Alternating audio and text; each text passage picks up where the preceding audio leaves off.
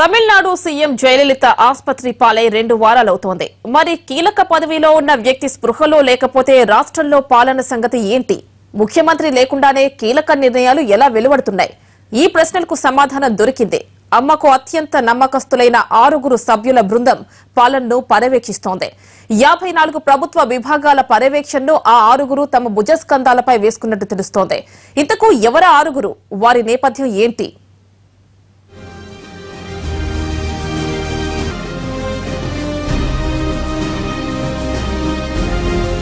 పదమూడు రోజులుగా ఆసుపత్రికే పరిమితమైన జయలలిత ఆరోగ్యంపై ఇంకా సస్పెన్స్ కొనసాగుతోంది. ఆమె ఎప్పుడు కోలుకునేది ఖచ్చితంగా చెప్పలేని పరిస్థితి.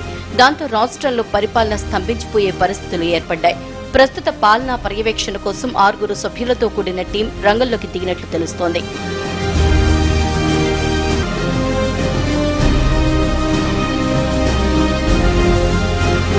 కీలక టీంలో జయలలిత నిచ్చెలి శశికళ నటరాజన్, జైన్ అమ్మినబంటు, చీఫ్ సెక్రటరీ షీలా బాలకృష్ణన్, ఆపద సమయాల్లో సీఎం పీఠాన్ని అధిష్ఠించి ఆ తర్వాత తప్పుకునే పన్నీర్ సెల్వం ఉన్నట్లు సమాచారం.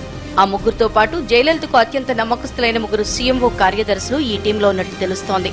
ఈ 6 నిర్ణయం లేకుండా మరే మంత్రి ప్రభుత్వానికి సంబంధించిన నిర్ణయం తీసుకునే అవకాశం లేదు. కావేరీ జలాలపై సుప్రీం తీర్పు, కర్ణాటక ప్రభుత్వ స్పందన వంటి ముఖ్య అంశాల్ని ప్రస్తుతం ఈ టీమే పర్యవేక్షిస్తున్నట్టు తెలుస్తోంది.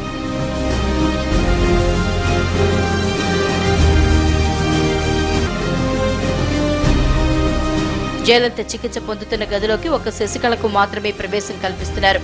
మరోవైపు జయలలితని పరామర్శించడానికి ఆసుపత్రికి వెళ్లిన పన్నీర్ సెల్వం శశికళతో భేటీ అయినట్లు తెలుస్తోంది. పన్నీర్ సెల్వంతో పాటు మరో 2 మంత్రులు కూడా ఆ సమయంలో ఆయనతో ఉన్నట్లు సమాచారం. జయలలిత చికిత్స పొందుతున్న వేళ రాష్ట్రంలో పాలనా విభాగాల్ని సమన్వయపరిచేందుకు శశికళతో పన్నీర్ సెల్వం భేటీ జరిగినట్లు తెలుస్తోంది.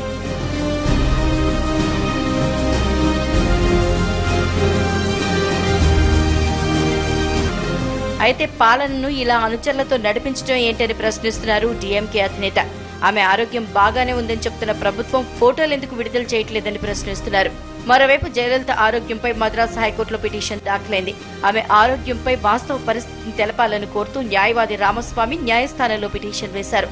దానిపై ఈ రోజు విచారణ జరగనుంది.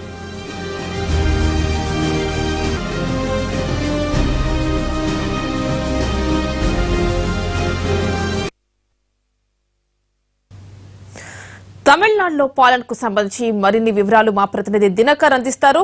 దినకర్, దీనికి సంబంధించి మిగిలిన తాజా అప్డేట్స్ ఏంటి?